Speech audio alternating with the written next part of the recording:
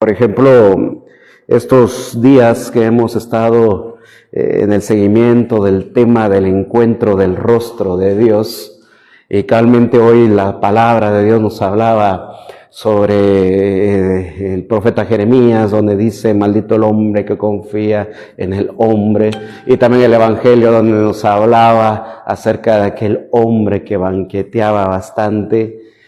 De esta manera, tal vez en esta parábola, o mejor lo que enseña Jesús, tal vez nosotros podemos preguntar, ¿y por qué este personaje no tiene nombre? Realmente algunos otros textos le dicen el Epulón, pero no es su nombre, sino es lo que él hacía.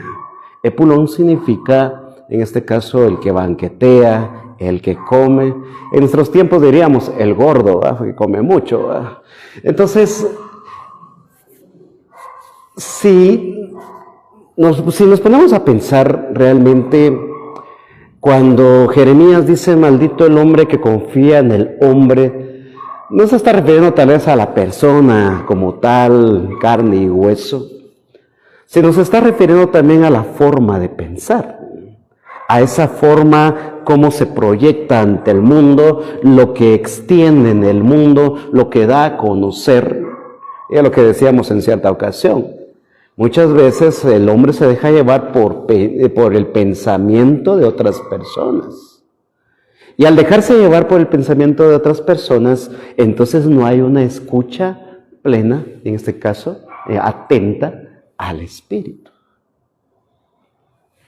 Pero como les digo, si María, en este caso, hubiera escuchado más la voz del mundo, donde hubiera estado primeramente el criterio humano, como le pasa a Zacarías, cuando Zacarías le dice en este caso al ángel que le anuncia que su esposa va a quedar encinta, ¿qué es lo que le dice? ¿Y cómo puedo estar seguro que esto va a suceder? O sea, ante la lógica humana, o sea, un pensamiento humano, entra la duda. Y al entrar la duda, por lo tanto, viene la desconfianza, no hay fe. Entonces, en este caso, con María, la respuesta no es duda, sino simplemente ella habla acerca de su estado. ¿Cómo puede ser esto si yo no conozco varón? No está metiendo duda, sino simplemente está dando a conocer el estado de ella. ¿Y cómo va a acontecer eso? No estaba casada. Pero porque escucha la voz de Dios y está en atenta escucha, por eso es que todo esto que hemos ya visto la semana pasada, ella es dichosa porque ha creído, ella es una mujer de fe y vive y camina de fe, ella es dócil al Espíritu porque solo en él escucha el Espíritu, se encuentra la voluntad de Dios, y ella lo fue descubriendo.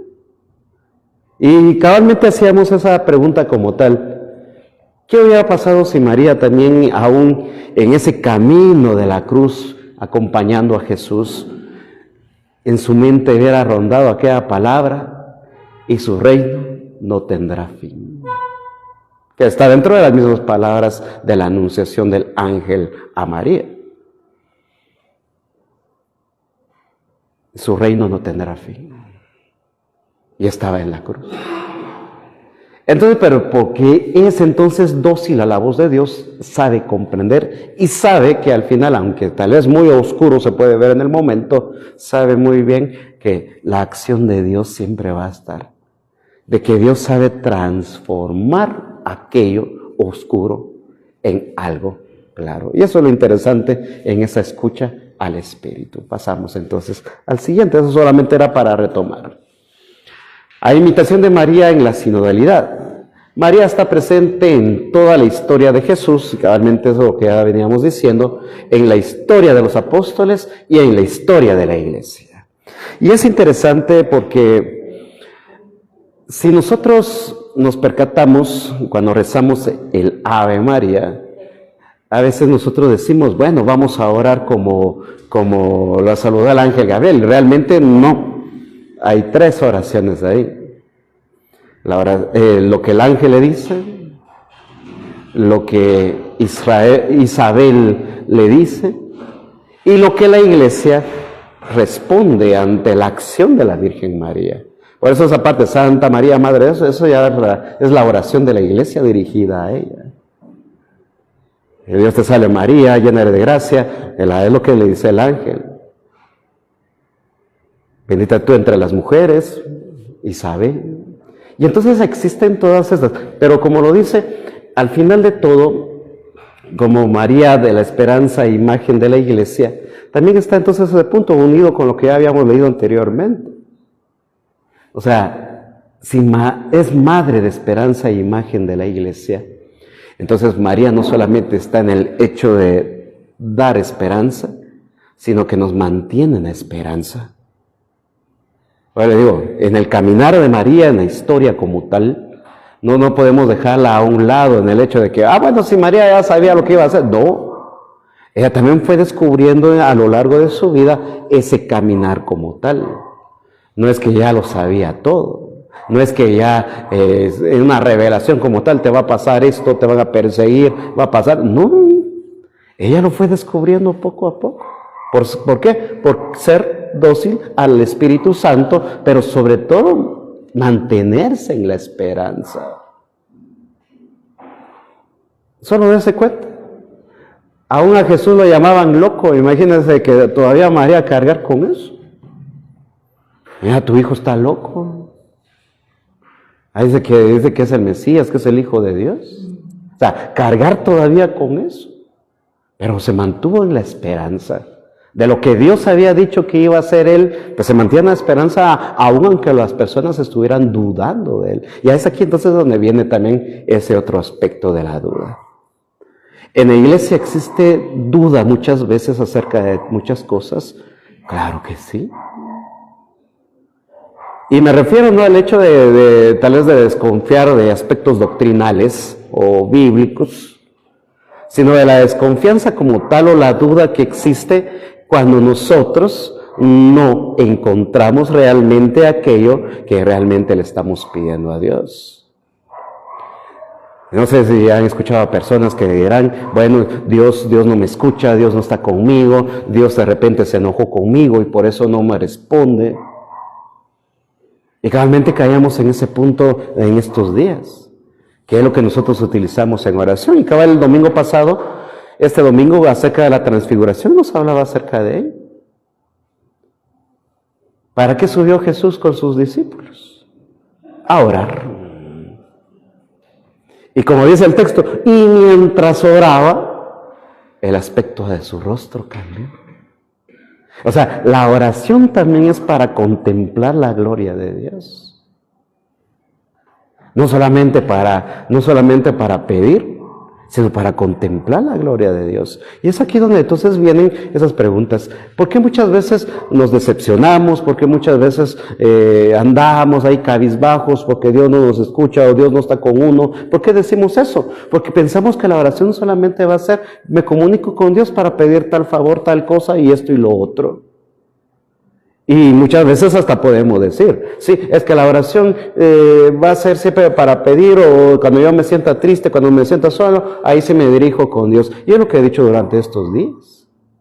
Hoy abunda el tema de esto que Cuaresma, tiempo de oración, de ayuno y de caridad o limosna, pero realmente no es para recordarnos que lo tenemos que hacer, sino para recordarnos que tenemos que experimentar esas tres cosas que ya deberían de estar adheridas a nuestra forma de vivir.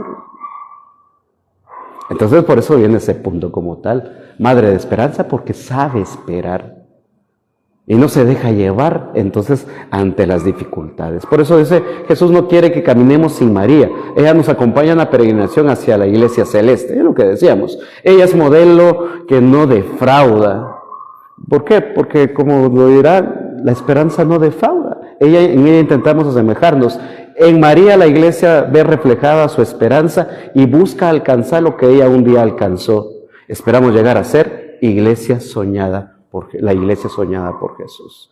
Ya se me preguntó, cuando Jesús empezó con sus discípulos, aún en medio de la realidad de los discípulos, ¿cómo él visualizó la iglesia? Ahora que eran pescadores, ahí está un recaudador de impuestos, un celota, Y habían diferentes tipos de personas.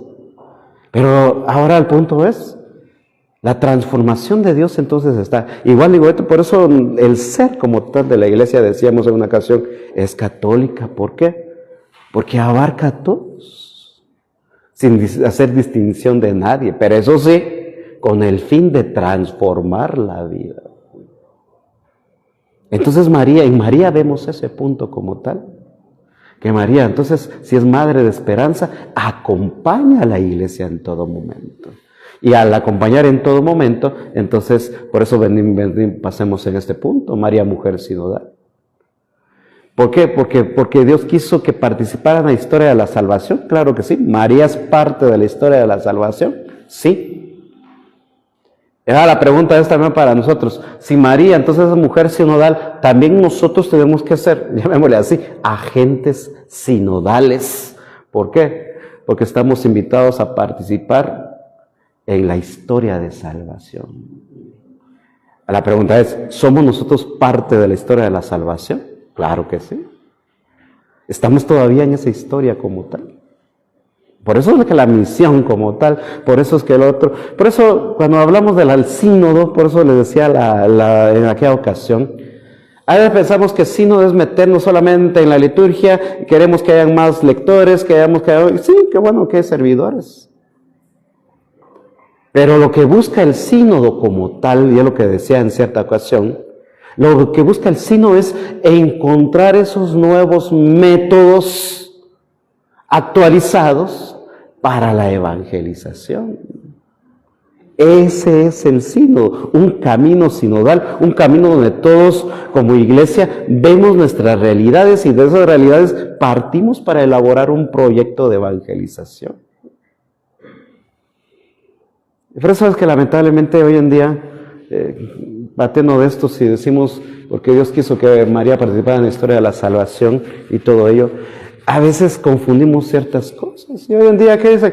Es que dice que hay que hacer iglesia sinodal, entonces vamos a pasar a la quinceañera ahí para que muestre a Jesús diciendo, este es el Cordero de Dios que quita el pecado del mundo. Eso no tiene nada que ver en cuestiones de culto. Nos enfocamos más en el culto que enfocarnos en la evangelización. El culto como tal, que nosotros lo rendimos a Dios, y van a decir, ¿pero qué está mencionando culto si ese es término evangélico? No, ese es un término de la Iglesia Católica de siempre, el rendirle culto a Dios. Entonces, si estamos en la historia de salvación como María, pues tenemos que tener presente eso entonces. Somos agentes sinodales, invitados a adentrarse en la evangelización como tal, en conjunto. Porque es madre que acompaña a sus hijos. Y eso, como dice, si ha estado en la historia como tal, porque es madre que acompaña a sus hijos, y lo hemos notado. No solamente acompañó a Jesús en su ministerio, sino que acompañó a la iglesia mientras ella estuvo viva. Y eso lo da a conocer Hechos de los Apóstoles. Cuando perseveraba con los discípulos en la oración. Y María, su madre, ahí estaba. O sea, es alguien que acompaña. Pero un agente sinodal también, podríamos decirlo así, es alguien que acompaña. Por eso decíamos la diferencia la otra vez. ¿Qué diferencia hay entre ser mandón y ser líder? Es que el mandón anda a hacer esto y se queda sentado el otro. El ser líder, hagamos esto, ¿verdad? Y es diferente, ¿verdad? Entonces, en este caso, partimos de ese punto.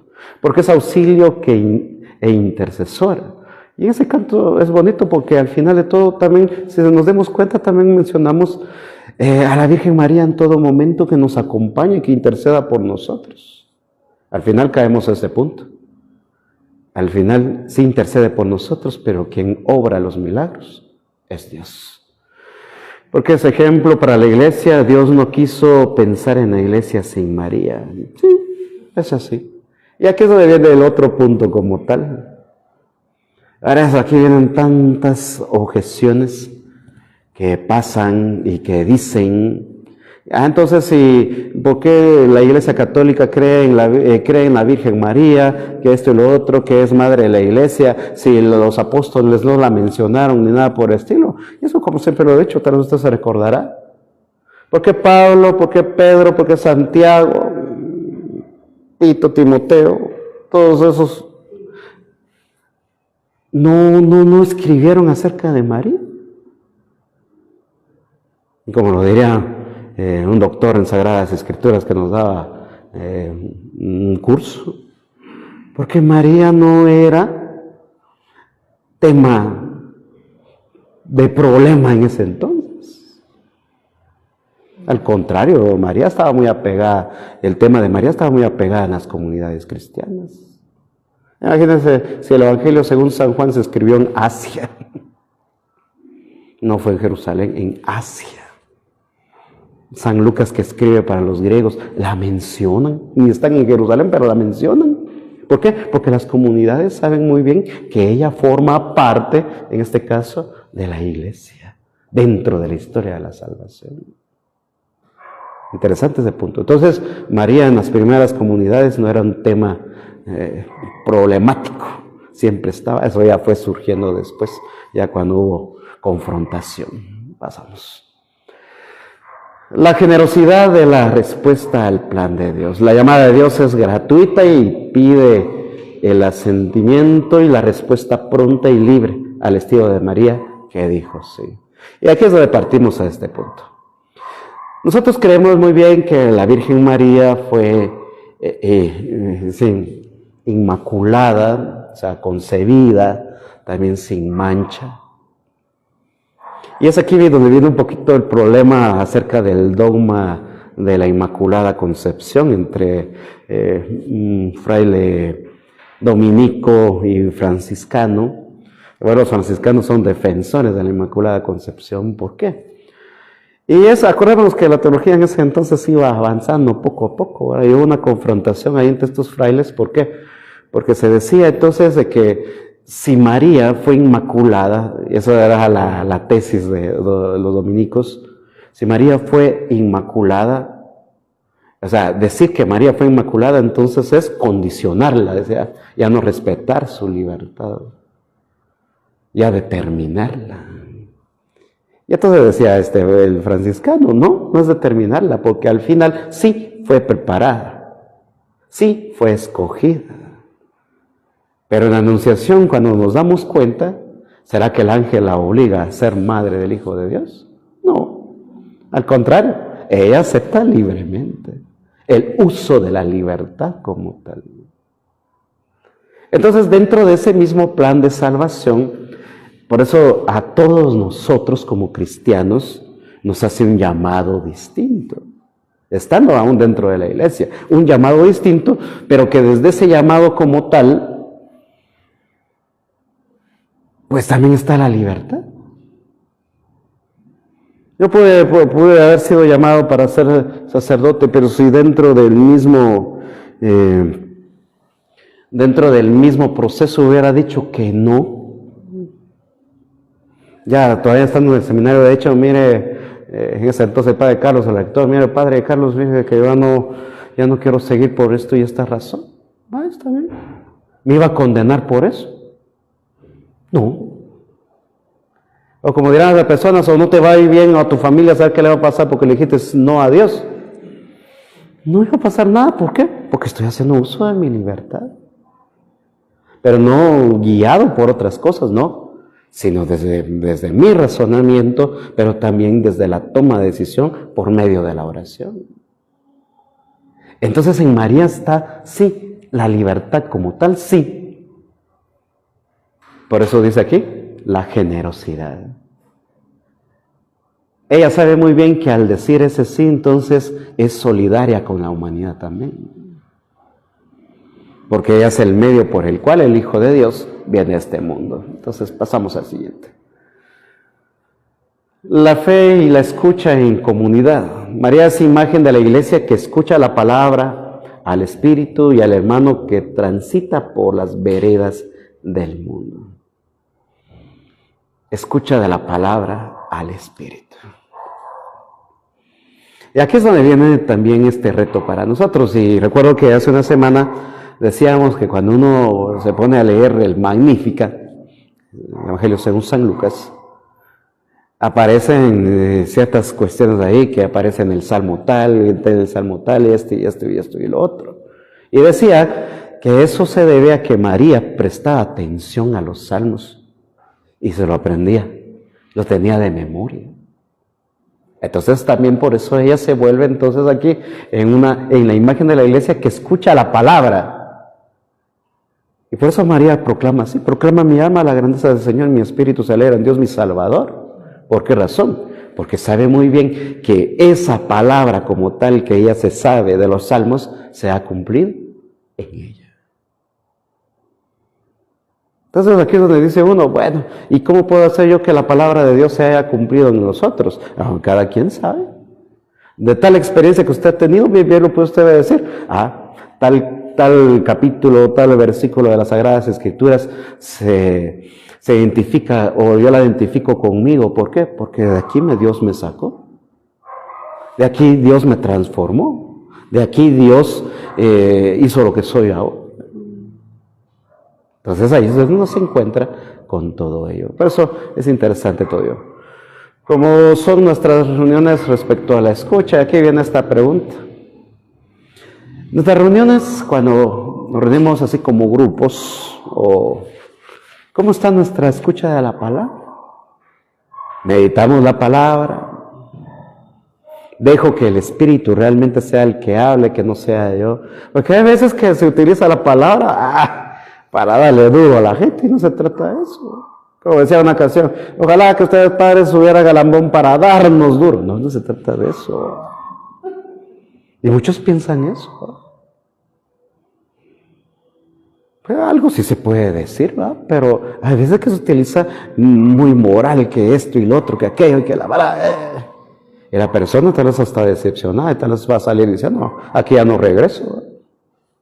Cuando realmente decíamos que es la esperanza como tal, hay que dar esperanza, no desilusión. Y a veces damos lo segundo. Eso, ¿cómo son nuestras reuniones respecto a la escucha? Pero no solamente la escucha a la palabra, también el escuchar al hermano. O sea, cuando, dales un día, los lectores vamos a hacer, de estos días que quedan, vamos a hacer una lección divina, tal vez para adentrarnos a los textos de la pasión del Señor. Nos vamos a reunir y todo ello. Y es bonito porque llega un momento en el cual yo doy desde la palabra de Dios ciertos puntos de exégesis como tal de la Escritura, y después ya cada quien comenta alguna frase que le llamó de la atención de la palabra de Dios y lo comenta entre todos para ayuda. Primeramente en primera persona, ¿qué me dice a mí el texto? Y luego lo comento hacia los demás. A mí me dice el texto esto y lo otro. A mí me dice el texto tal cosa. Y así, es bonito adentrarse a ese ejercicio de la palabra de Dios. Y ahí les voy a pasar un documento de un padre ahí colombiano que se llama así. No está el libro completo, pero sí trae el esquema bien explicadito de la lección divina que se llama A la escucha del maestro, se llama ese. Es un libro, pero el libro no lo tengo, solamente está esa primera parte donde explica los pasos de la lección divina y cómo realmente lo se debe de hacer. Y eso es bonito. Entonces, por esa misma razón, nos escuchamos, dejamos que el Espíritu nos escuche, o que nosotros escuchemos al Espíritu. Pero como les digo, son cosas que vamos a ir viendo poco a poco y que lo vamos a hacer también con ustedes. Pasamos a lo siguiente. Una esperanza contra toda esperanza. María es imagen y principio de la iglesia que ha de ser consumada en el mundo futuro. Y aquí es donde viene también otro tema escatológico. No sabemos qué nos espera en el futuro. Pero lo que sí sabemos es que, como dice la palabra de Dios, lo que siembras hoy, eso vas a cosechar. Y eso es lo que tiene que tener uno presente. Por eso, una esperanza contra toda esperanza. ¿Por qué? Porque el mundo como tal hoy en día, ¿qué presenta? Este mundo ya no tiene solución, o las personas ya no tienen oportunidades de nada. Pero el que está en Cristo sabe muy bien que aunque en el mundo se mire todo sin esperanza, en Dios sí hay esperanza. Por eso en María se ve ello, una esperanza contra toda esperanza. Mantenemos la esperanza y la heredamos a los demás. Aquí es donde viene ese punto complicado para nosotros. A veces lo digo en son de broma, pero realmente pasó, ¿eh? Como a veces uno cuando va a visitar enfermos, a veces uno resulta más animado por el enfermo que uno animó al enfermo. Porque es como que uno mirar al enfermo ahí postrado en una cama con aquel ánimo y diciendo, sí, yo confío en Dios, yo oro bastante, también pido por todos y que esto y lo otro. Y dice cada uno, ¿y yo cuando pido por todos? Y por eso esta pregunta como tal llama la atención. ¿Mantenemos la esperanza y la irradiamos a los demás? ¿O soy el primero que cuando venga la primera prueba, ¡pum!, al suelo de una vez y me paso jalando a unos todavía? A veces pasa eso. Pasamos a la siguiente. Ya entramos a este punto de actividades. Muy bien. Falta el 8. No hay 8. Es cierto. Entonces ahí no está. Entonces lo vamos a leer, no está en la diapositiva. Se la comieron.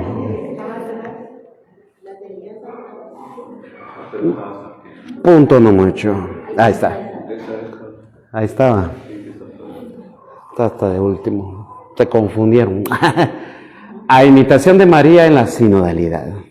María está presente en toda la historia de Jesús, en la historia de los apóstoles y en la historia de la iglesia. ¿Por qué en la historia de Jesús? Ya lo irías explicando.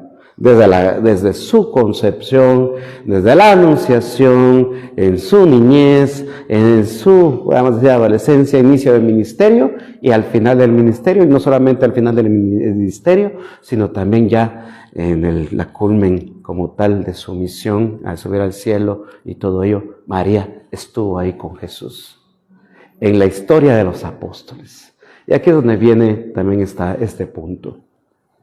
Como iglesia también nosotros debemos de tener presentes que María no solamente está en cierto punto, como decir, solo porque aparece en el Evangelio según San Juan o San Lucas, solo ahí apareció y ya estuvo. No, ella sigue presente.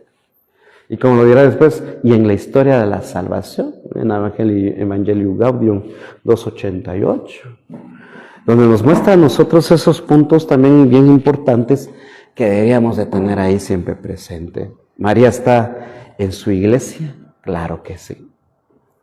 Y eso lo miramos nosotros en muchas situaciones. Hay un predicador llamado Sebastián Pamal, un predicador muy sencillo, es uno de los grandes.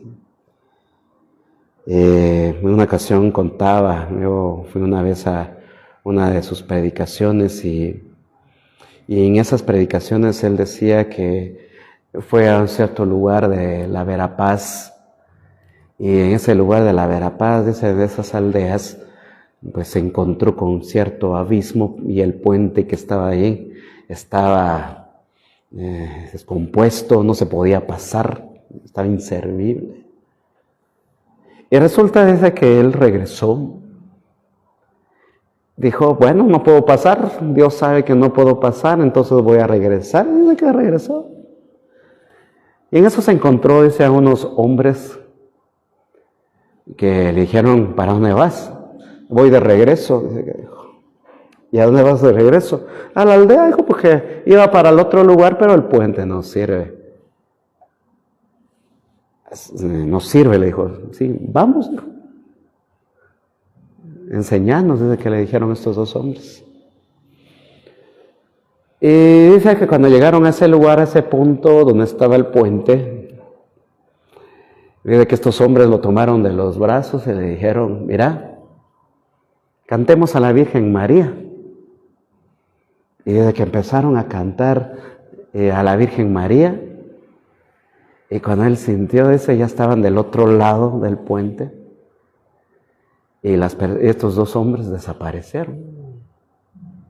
Él cuenta y dice, con esta experiencia, porque no solo la única, dice él, han habido más experiencias, dice él, pero sí he notado que cuando uno realmente se encomienda, dice él, a la Virgen María, pues ella lo acompaña a uno en todo momento.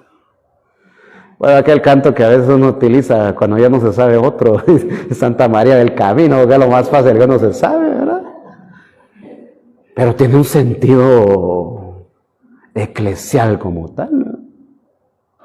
Ven con nosotros a caminar.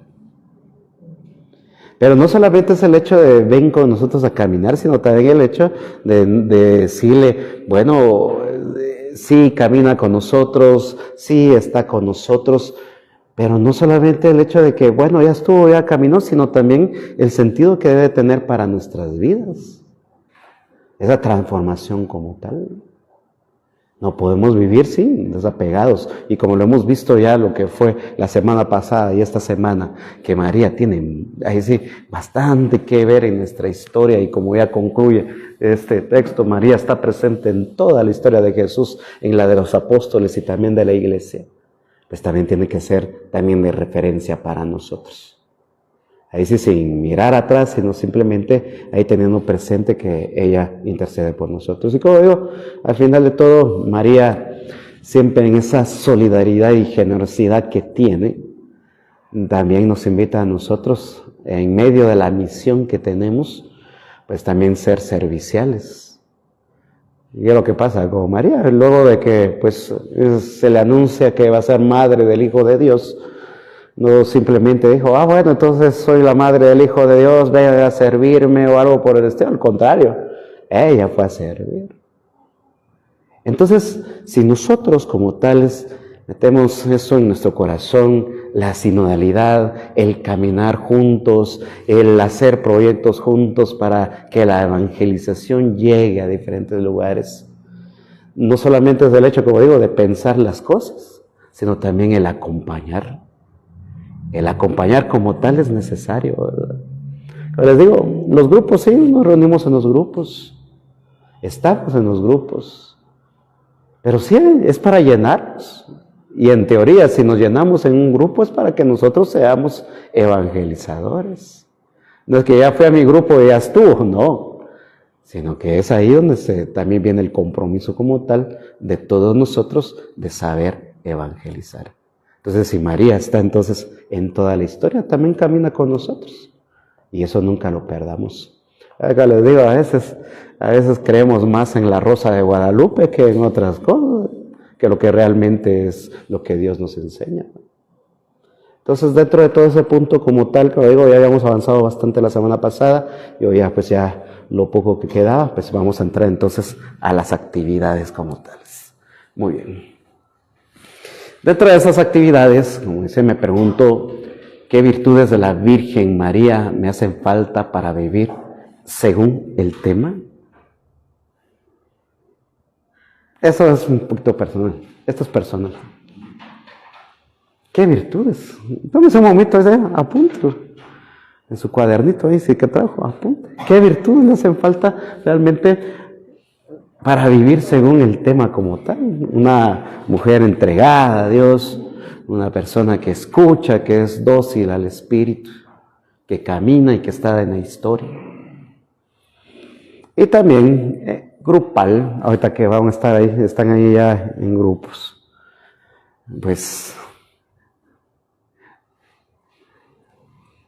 ya que están allá, tal vez Ana, Claudia, tal vez se une aquí a esta mesa. Tal vez trabajar esta pregunta. ¿En qué medida hemos aprendido a vivir sinodalidad al estilo de María? Entonces, podemos trabajar eso. También ahí en su casa, ahí puede poner usted también en los comentarios en qué medida hemos aprendido a vivir. Ahí puede poner usted los comentarios, ahí también quienes siguen la transmisión, cómo hemos nosotros aprendido a vivir al estilo de María, ese espíritu de sinodalidad. Muy bien, entonces empezamos a trabajar y entonces dejamos.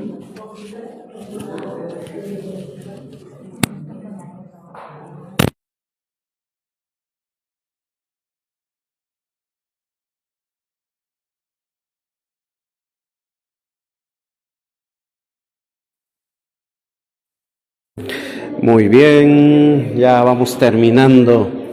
A ver, algún representante de alguna mesa que pueda decir algo.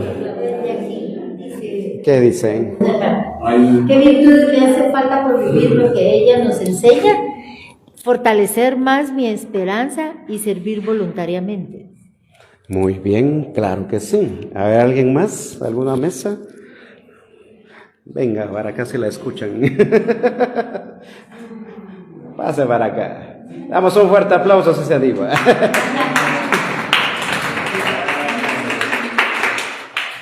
¿Qué platicaron en su mesa? Hemos aprendido a vivir la sinodalidad como María, acompañando a nuestros hermanos en Jesús, más en las Vía Crucis, llevando a Jesús en sus casas, también escuchando y acompañando a los que lo necesitan. Muy bien, muchas gracias. ¿Alguien más de esta mesa? ¿Dónde está Claudia? ¿Quién va a pasar? ¿Quién pasa? Claudia. Claudia va a pasar. Aquí.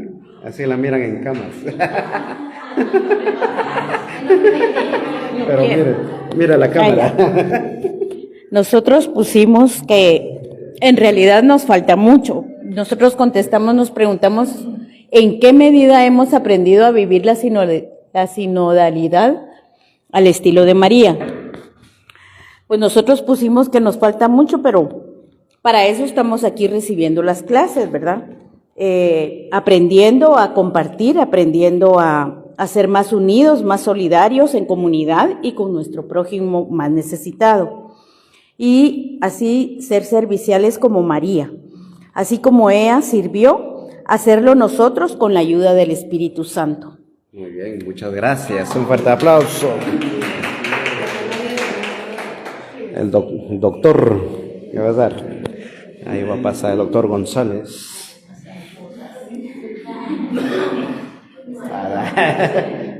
Viendo la cámara, que lo miren. Es que es sumamente difícil, considero yo, porque la pregunta es muy concreta. Dice, ¿en qué medida hemos aprendido a vivir la sinodalidad de María, la humildad de María, el servicio de María, la maternidad de María, y todas las virtudes de la Virgen María? Qué difícil, la fraternidad, la comunicación entre nosotros. Entonces eso es muy difícil, es extremadamente difícil. Pero como ya lo digo, si no es por obra y gracia del Espíritu Santo, la Santísima Trinidad, a quien nos vamos a encomendar, no vamos a llegar a ningún lado. Las virtudes de María no son 4, son miles de virtudes de María. Y pongámonos a un lado de sus virtudes. No estamos, pero lo estamos buscando. Pero donde lo tenemos que empezar a buscar es aquí, dentro de nosotros. Pero si dentro de nosotros no existe tal comunión, ¿qué vamos a esperar de los que están afuera? Así es que esa sería mi reflexión hacia esta pregunta tan difícil. Muy bien, muchas gracias. Faltan 2 mesas.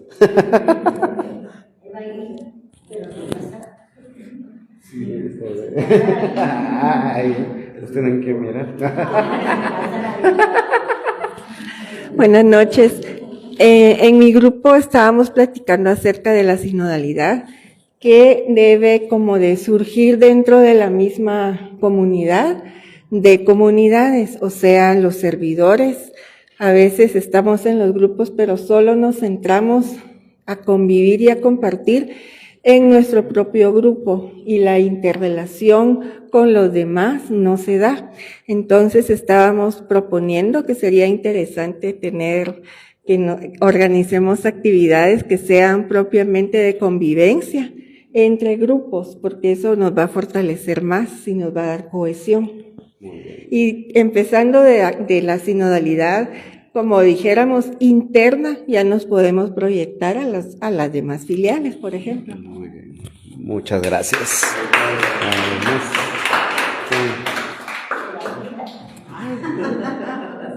Ya, la última participación. Pase.